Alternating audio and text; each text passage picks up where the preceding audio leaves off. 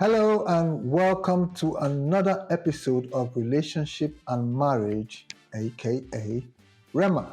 My name is Enefioc Duncan, and I want to use this opportunity to wish all of you out there a happy and prosperous new year.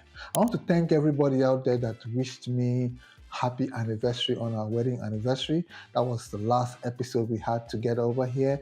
A lot of wishes and comments poured through, and I thank everybody for your comments, your observation, and your wishes. This is 2024, and I'm sure all of us out there may have made one kind of decision or resolution or the other. But have you made any resolution concerning your marriage? And that's what we're talking about on this program today. Intimacy Reboot, starting 2024 with stronger connections. All right, now in the hustle and bustle of everyday life, sometimes we lose our intimacy. Sometimes we lose that connection with our spouse. We totally become zombies in our house, waking up doing automated tasks and we're out of the house, come back in the night, we are so tired, we fall asleep in the morning. The routine continues day after day, and slowly that intimacy is eroded because of the hustle and bustle of everyday life. Especially when children are involved, it becomes even much more dire. So the need for an intimacy rebuilt as we start the year 2024 is, in fact, I can't stress it any stronger. You need that intimacy reboot. All right, and here I'm here to give you some tips as in how to get that done that won't clash with your schedule, that won't stop whatever you have going on for you right now, but will enhance you and your relationship with your partner. First, what is intimacy? Now, intimacy is simply emotional, mental, and physical closeness. That's simple. Intimacy is emotional, mental, and physical closeness. It is the foundation for every thriving relationship. Intimacy. That is the foundation. And it is built on pillars like vulnerability, it's built on pillars like trust too. So we'll be talking about all those things as we go on the course of this short episode. Now, how do you spark the rebuild?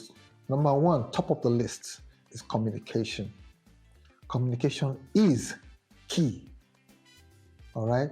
You have to create an atmosphere where your partner can air his or her fears, her hopes, her dreams, her aspirations, and her goals. All right?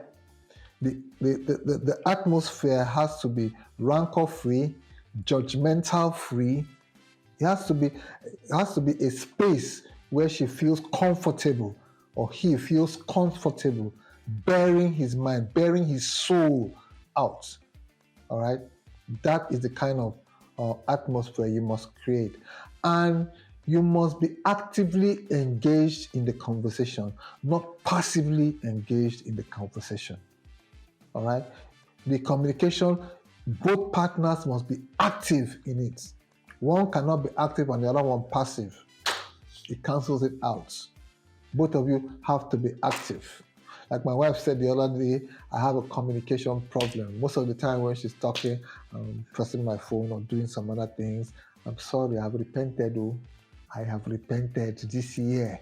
It's not going to happen again.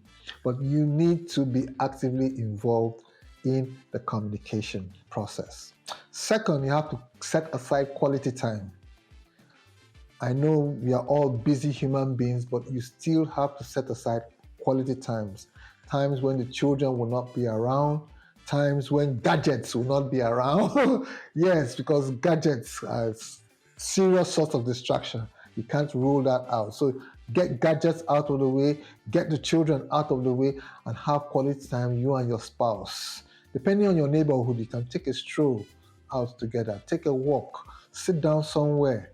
It could even be within the confines of your house, but make sure you create that quality time together to get intimate with each other.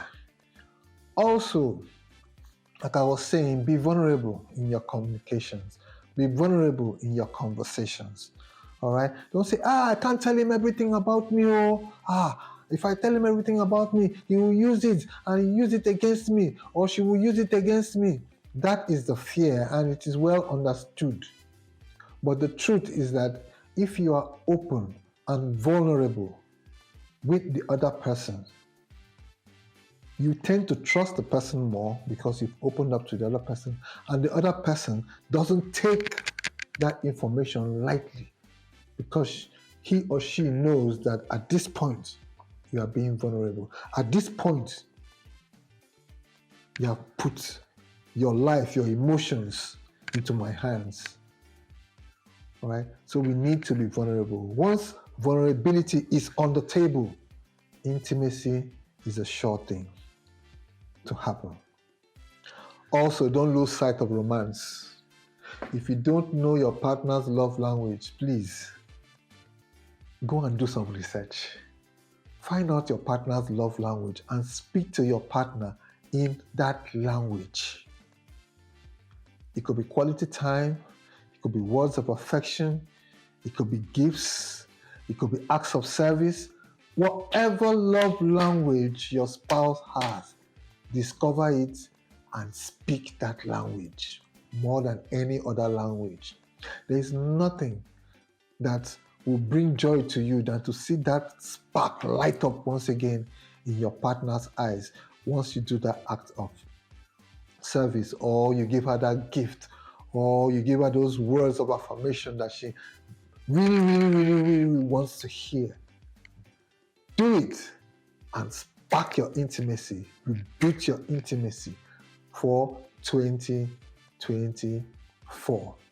The Bible says in Genesis chapter 46 verse 8 that Isaac spotted with his wife.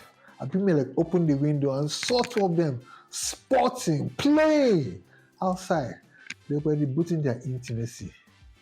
Esther saw that her husband was so involved in kingly affairs and she had an important request to make to him.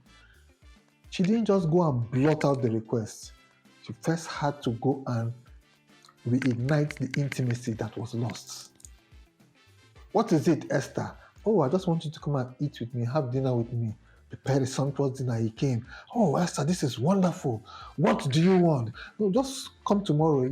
Oh, Esther, tell me what you want, even to the half of my kingdom. She was rebuilding their relationship, creating intimacy once again before she drops the bomb. And that's what we need to do in our marriages.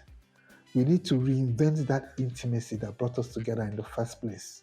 We need to recapture it once again and keep it alive as we go into the year, pursuing our hopes, pursuing our dreams, pursuing our goals. That intimacy needs to be in place because it's the fuel that will move us forward. It's the fuel that will help us to do more than we would ever do if we took the journey alone.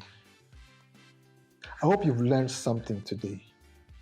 Please like this video, subscribe to this channel, hit the notification bell so that anytime I release a new video, you will be the first person to get it. Thank you so much for this episode of Relationship and Marriage, watching it up to this time, and God is going to bless you as you rebuild your intimacy this year. Thank you very much.